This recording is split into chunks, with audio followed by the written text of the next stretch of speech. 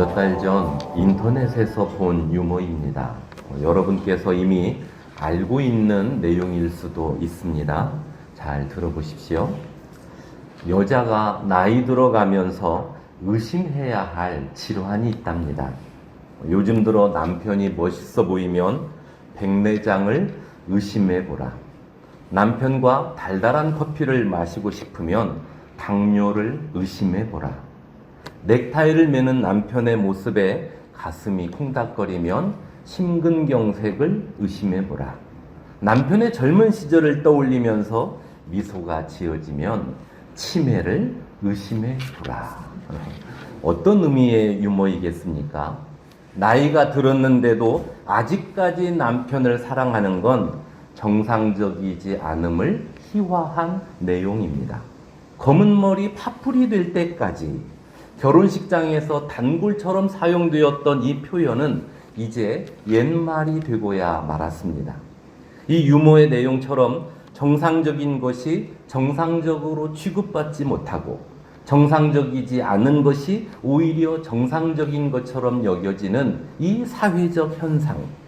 이 사회적 현상은 현 시대만의 특징이 아닌 죄가 세상에 들어온 이후로 줄곧 진행되어 왔습니다. 요즘 우리가 살펴보고 있는 사도행전에서도 이 사회적 현상을 찾아볼 수 있습니다. 오늘 본문 바로 앞의 내용이 무엇이었습니까? 6장 9절을 보시죠. 이른바 자유민들, 즉 구레네인, 알렉산드리아인, 길르기아와 아시아에서 온 사람들의 회당에서 어떤 자들이 일어나 스데반과 더불어 논쟁할세. 여기에 등장한 자유민들, 즉 구레네인, 알렉산드리아인, 길리기아와 아시아에서 온 이 사람들이 스데반 집사를 공회 앞에 세웠습니다. 스데반 집사를 고소했다는 이야기입니다.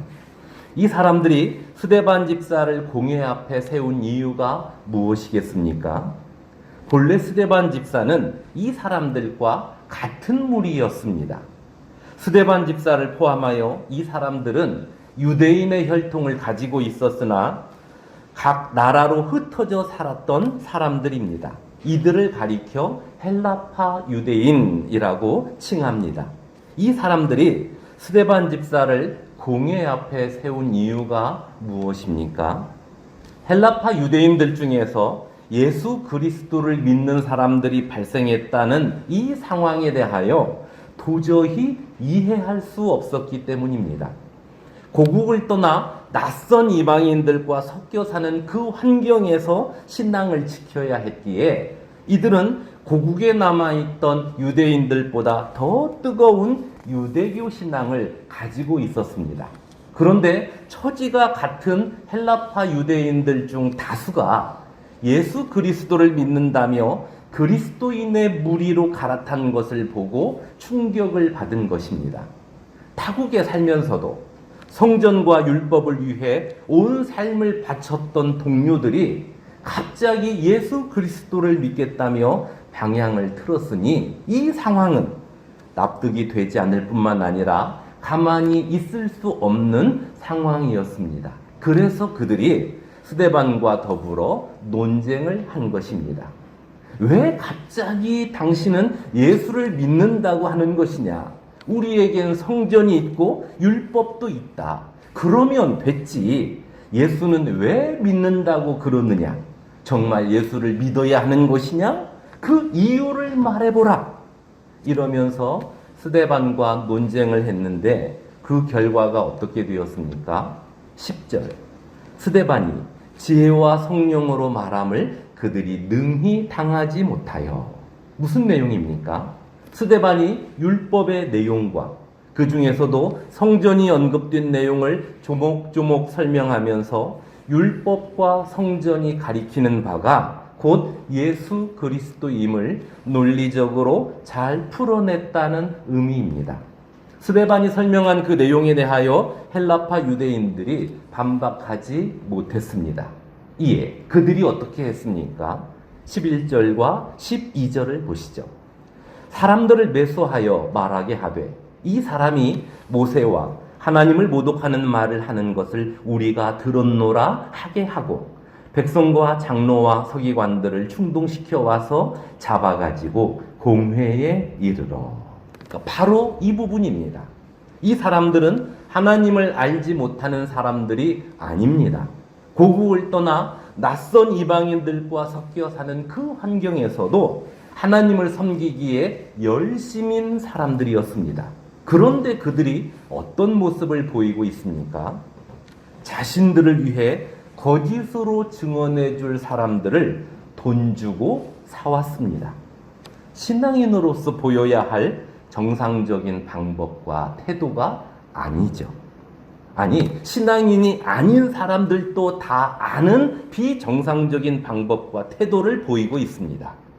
이 헬라파 유대인들의 잘못된 행태를 종교 지도자들로 구성된 공회원들이 알았습니까? 몰랐습니까? 당연히 알았습니다. 그렇다면 종교 지도자들로서 그 잘못된 행태를 바로 잡아야 할 책임이 있습니다. 그 책임 제대로 감당하고 있습니까? 오늘 본문 7장 1절을 보시죠. 대제사장이 이르되 이것이 사실이냐? 대제사장의 이 질문은 6장 13절과 14절을 기반으로 하고 있습니다. 6장 13절과 14절을 보시죠. 거짓 증인들을 세우니 이르되 이 사람이 이 거룩한 곳과 율법을 거슬러 말하기를 마지 아니하는도다. 그의 말에 이 나사렛 예수가 이곳을 헐고 또 모세가 우리에게 전하여 준 규례를 고치겠다 함을 우리가 들었노라 하거늘.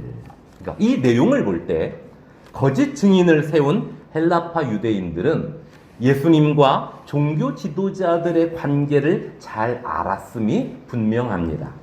또한 종교 지도자들이 예수님을 십자가에 못 박기 위하여 어떤 내용을 가지고 꼬투리를 잡았는지 제대로 알고 있었습니다. 이에 헬라파 유대인들이 동일한 내용을 가지고 스데반을 고소했습니다. 이때 대제사장이 스데반을 향하여 보인 반응은 이것이 사실이냐? 였습니다. 어떤 의미겠습니까? 스데반, 너도 예수처럼 죽고 싶으냐? 는 의미로 읽혀집니다.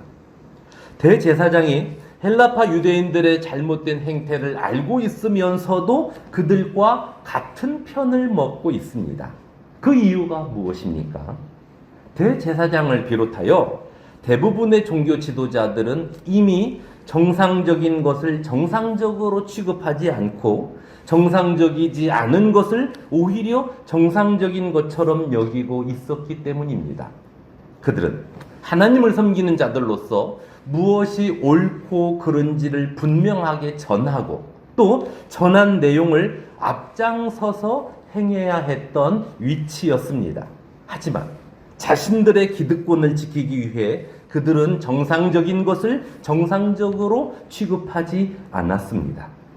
그들은 당시 사회를 신앙으로 이끌어가야 할 위치였음에도 기득권을 포기할 수 없다는 그 욕심으로 인해 신앙에서 멀어진 자신들의 모습과 타인의 모습을 오히려 신앙인 것처럼 위장했습니다.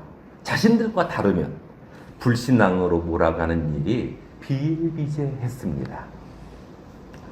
대한민국 유머 강사 1호라 불리는 김진배 교수가 용서와 관련하여 이런 말을 했습니다.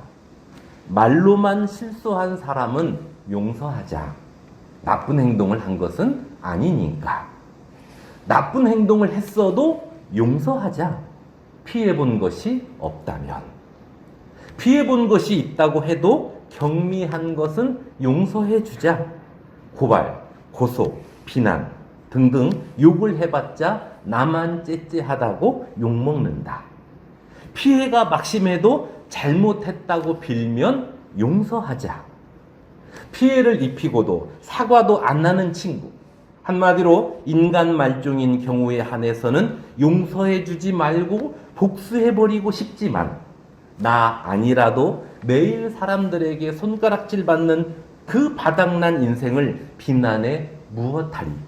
그 인생이 불쌍하니 용서해 주자.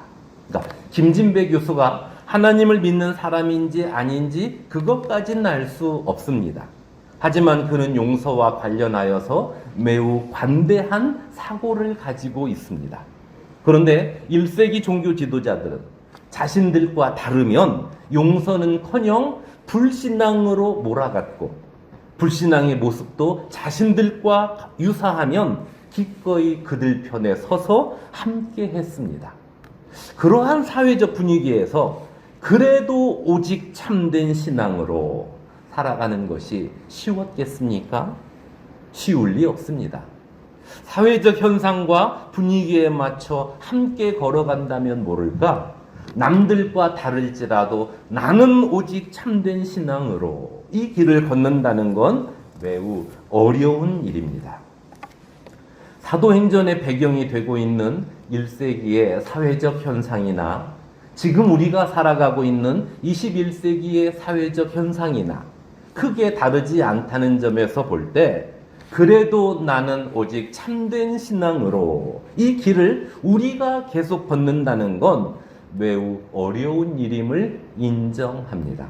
그러나 성도란 하나님을 알지 못하는 이들과 합류하여 시대의 흐름에 편승하는 자들이 아닙니다. 성도란 하나님으로부터 받은 사랑과 예수 그리스도를 통해 알게 된 진리로 이 세상의 한복판에서 맛을 내는 소금인 것입니다. 그러한 우리를 하나님 알지 못하는 이들이 짓밟을지 아니면 받아들일지 그것은 알 수 없으나 우리는 우리의 길을 걸어가야 하는 것입니다. 그 신앙의 길을 담대하게 걸었던 사람이 바로 스데반 집사였습니다. 스데반은 자신을 고소한 헬라파 유대인들과 70명이 넘는 종교 지도자들에게 둘러싸인 상태입니다. 그들 중 거의 대부분은 스데반과 같은 길을 걷지 않았습니다. 스데반이 매우 불리한 상황, 또 위험한 상황에 처해 있음을 알게 됩니다. 이때 스데반이 어떻게 반응했습니까? 오늘 본문 2절부터 시작해서 53절까지 율법과 성전에 대하여 변론합니다. 이 변론은 스데반 자신에게 매우 불리한 내용입니다. 아예 묵비권을 행사하면 스데반 자신에게는 큰 문제가 되지 않을 그 상황으로 여겨집니다. 그런데도 스데반은 율법과 성전에 대하여 입을 열었습니다. 하나님으로부터 받은 사랑과 예수 그리스도를 믿으면서 알게 된 진리, 이 사랑과 진리를 전하지 않을 수 없었기 때문입니다. 이를 위해 아브라함 이야기로 시작합니다. 2절과 3절을 보시죠. 스데반이 이르되 여러분 부형들이여 들으소서. 우리 조상 아브라함이 하란에 있기 전 메소포다미아에 있을 때에 영광의 하나님이 그에게 보여 이르시되 네 고향과 친척을 떠나 내가 네게 보일 땅으로 가라 하시니. 율법에 대한 주제를 말하려면 모세 이야기가 등장해야 하고, 성전에 대한 주제를 말하려면 다윗과 솔로몬 이야기가 등장해야 맞습니다. 그런데 아브라함 이야기를 먼저 등장시키는 이유가 무엇이겠습니까? 그 이유는 율법과 성전 이 주제에 있어서 아브라함에 관한 내용이 중요하기 때문입니다. 이에 스데반이 자신들의 조상인 아브라함에 관하여 핵심 내용을 간추려 소개하고 있습니다. 우리 조상 아브라함이 하란에 있기 전 메소포다미아에 있을 때에 영광의 하나님이 그에게 보여 이르시되 네 고향과 친척을 떠나 내가 네게 보일 땅으로 가라 하시니. 아브라함이 메소포다미아에 있을 때에 하나님께서 아브라함에게 나타나 말씀하셨습니다. 너의 고향과 친척을 떠나 내가 너에게 보일 땅으로 가라. 그래서 아브라함과 그의 아버지 데라 그리고 가족들이 메소포다미아를 떠나 이동하는 중에 하란이라는 도시에 이르자 그들이 그곳에 머물렀습니다. 하란은 교차로라는 뜻을 가진 지역인데 그 이름처럼 사방팔방으로 연결된 도시였습니다. 또 데라의 아들이자 아브라함의 형제 이름이 하란입니다. 아브라함의 조카 롯의 아버지이기도 하죠. 그 하란은 메소포타미아에서 죽었던 것으로 알려져 있습니다. 그들이 하란이라는 지역에 이르렀을 때 아브라함의 아버지 데라가 아비보다 먼저 세상을 떠난 아들 생각이 났는지, 아니면 먹고 살기에 큰 어려움이 없어 보이는 하란을 마음에 들어 했는지 정확히 알 수는 없지만 그곳에 정착하려고 했습니다. 데라의 뜻을 따라 아브라함과 가족들이 하란에 머물렀죠. 그곳에서 머문 기간이 어느 정도인지 알 수는 없지만 데라가 하란에서 숨을 거둡니다. 그때 여호와께서 아브라함에게 다시 말씀하셨습니다. 4절을 보시죠. 아브라함이 갈대아 사람의 땅을 떠나 하란에 거하다가 그의 아버지가 죽음에 하나님이 그를 거기서 너희 지금 사는 이 땅으로 옮기셨느니라. 그러니까 이러한 과정을 통해 아브라함이 가나안 땅에 들어왔는데 어떤 상황이 발생했습니까? 5절. 그러나 여기서 발붙일 만한 땅도 유업으로 주지 아니하시고 다만 이 땅을 아직 자식도 없는 그와 그의 후손에게 소유로 주신다고 약속하셨으며, 그러니까 메소포타미아에서 살고 있던 아브라함을 여호와 하나님이 가나안 땅으로 인도하셨단 말입니다. 그래놓고 손바닥만한 땅도 주지 않았습니다. 대신 하나의 약속을 해주셨습니다. 너의 후손들에게 이 땅을 소유로 주겠노라. 그런데 문제는 결혼한 아브라함에게 아직 한 명의 자식도 없었습니다. 당시 아브라함과 그의 아내 사라의 상태를 봤을 때 이들에게서 자식이 태어날 가능성은 매우 적었습니다. 그러므로 하나님의 이 약속은 있으나 마나 한 것처럼 보일 수 있습니다. 하지만 한 번 더 생각해 보면 자식이 없는 아브라함에게 이 약속을 하셨다는 건 아브라함에게 장차 자식을 주겠다는 약속이나 다름없습니다. 그러니까 소망을 주는 약속이죠. 그런데 어떤 내용을 추가로 말씀하십니까? 6절과 7절을 보시죠. 하나님이 또 이같이 말씀하시되 그 후손이 다른 땅에서 나그네가 되리니 그 땅 사람들이 종으로 삼아 400년 동안을 괴롭게 하리라 하시고 또 이르시되 종 삼는 나라를 내가 심판하리니 그 후에 그들이 나와서 이곳에서 나를 섬기리라. 그러니까 어떤 내용입니까? 이후에 아브라함의 자손들이 가나안 땅에서 살게 될 텐데 그때는 400년 후가 될 것이고 400년 동안은 다른 땅에서 종으로 살게 된다는 내용입니다. 만약에 제가 아브라함이었다면 하나님 이게 도대체 뭡니까?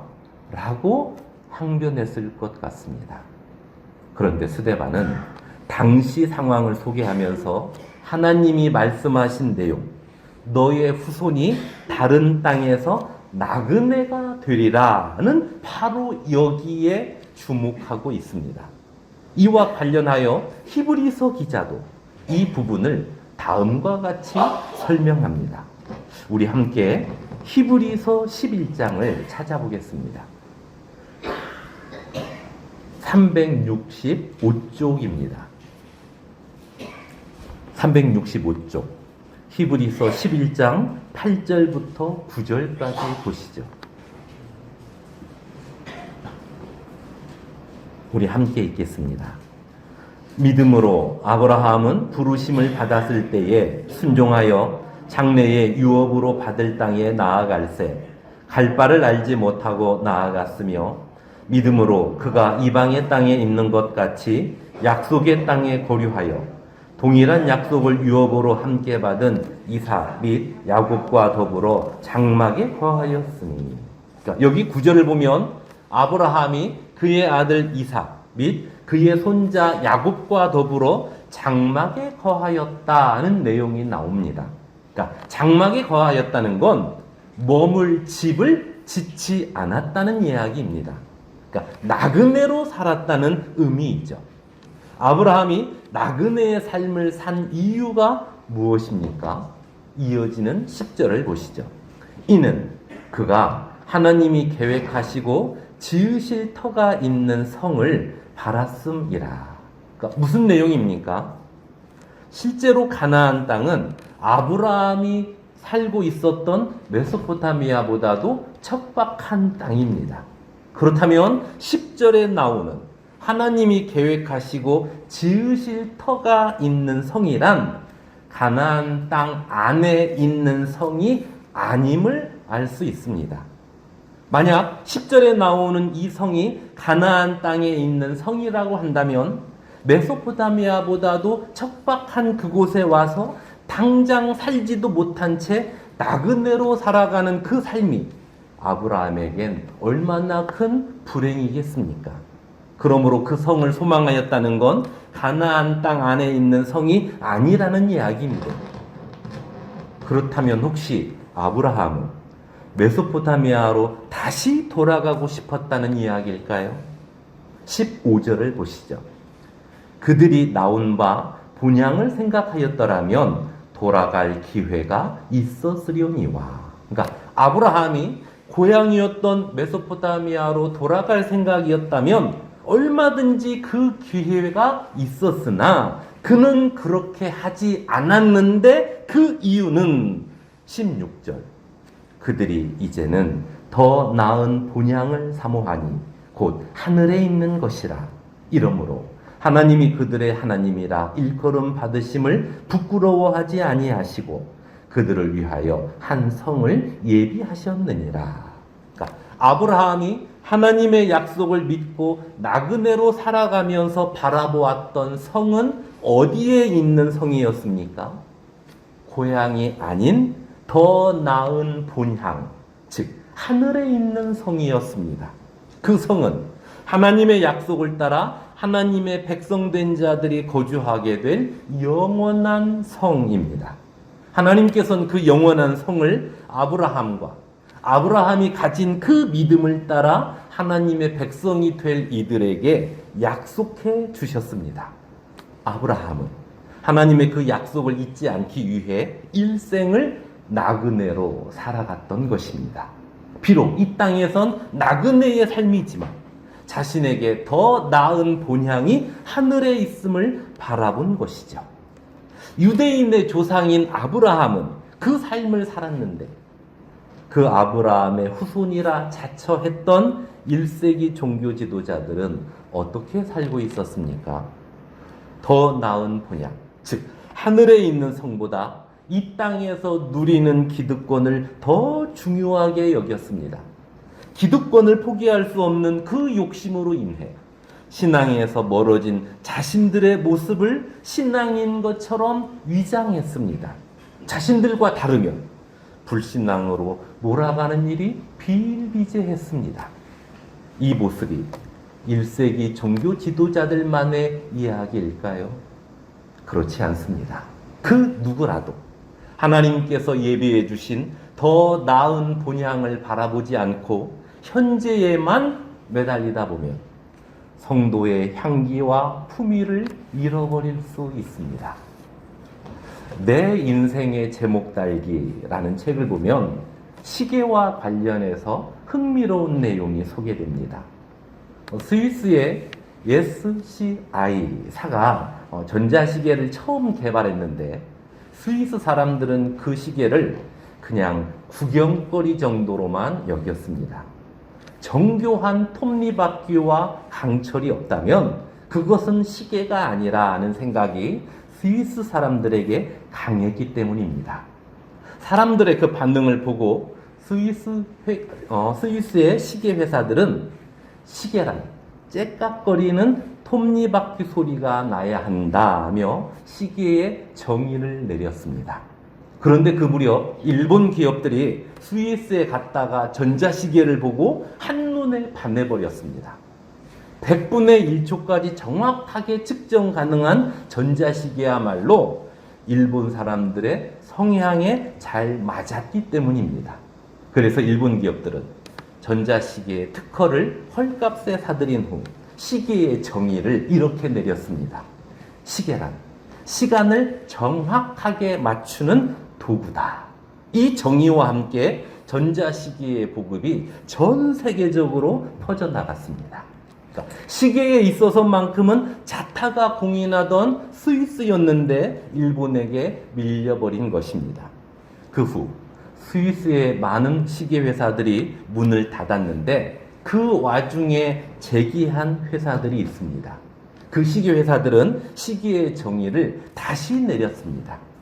시계는 패션이다. 그러니까 이 정의와 함께 다양한 디자인을 선보였습니다. 멋지고 다양한 시계가 시장에 등장하고 그 시기에 휴대폰이 보편화되면서 사람들은 시간만을 위한 시계에 흥미를 잃어버렸습니다. 그러니까 단순한 모양의 전자시계를 벗어던지고 손목에 패션을 걸쳤습니다. 그러니까 무엇을 어떻게 정의하느냐에 따라 사람들의 성향도 달라지는 이 현상이 매우 흥미롭지 않습니까? 어쩌면 시계에 대한 또 다른 정의가 등장할 것입니다. 기업들이 사람들의 마음을 얻기 위해 계속 머리를 싸매고 있으니까요. 그런데 시계 사업을 시작한 초창기부터 한 가지 정의만을 계속 고수한 기업이 있습니다. 그 기업은 바로 롤렉스인데 그 기업에선 시계란 보석이다. 이 정의를 내리고 최고의 시계를 만드는 일에만 집중하고 있습니다. 그 결과가 어떻습니까? 사람들이 전자시계를 찾기도 하고 패션 시계를 찾기도 하지만 좋은 시계를 사려고 하거나 누군가에게 고급 시계를 선물하려고 할 땐 보석이라 불리는 그 시계의 이름을 가장 먼저 떠올립니다. 무엇을 알 수 있습니까? 자신의 정체성을 확고히 한 채 흔들리지 않는 그 모습이 중요함을 알 수 있습니다. 성도가 그래야 합니다. 나의 본향은 하늘에 있으므로 이 땅에서의 삶은 나그네처럼 살아가리. 이 땅에선 나그네를 하찮게 여기나 하나님은 하늘에 소망을 둔 나그네를 보석처럼 여기신다. 이 내용을 따라 현재 주어진 시간을 성실하게 살아가되 현재에만 매이지 않고 하늘에 소망을 둔 성도처럼 현실에선 베풀고 섬기며 양보하고 감싸주고 함께하면서 성도의 맛을 낸다면 성도의 향기와 품위가 드러나지 않겠습니까? 그러한 우리를 하나님을 알지 못하는 이들이 짓밟을지 아니면 받아들일지 그것은 그들 몫으로 남겨놓고 우리는 우리의 길을 걸어가야 합니다. 이 한 주 동안 저와 여러분이 각자의 자리에서 성도다운 이 길을 계속 걸어가길 소망하고 그러한 우리에게 하나님 주시는 기쁨과 평안이 충만하길 주님의 이름으로 축원합니다. 기도하겠습니다. 하나님 아버지, 하나님의 자녀인 우리에게서 세상 사람들과 동일한 악취가 나지 않도록 붙잡아 주옵소서. 우리의 입술과 마음과 행동과 생각을 하나님의 말씀과 사랑으로 충만케 하옵소서. 그래서 오직 성도다운 향기와 품위만 나타내는 이 한 주가 되게 하여 주옵소서. 그 모습으로 하나님께 영광 돌리길 소망하옵고 예수님의 이름으로 기도드리옵나이다. 아멘.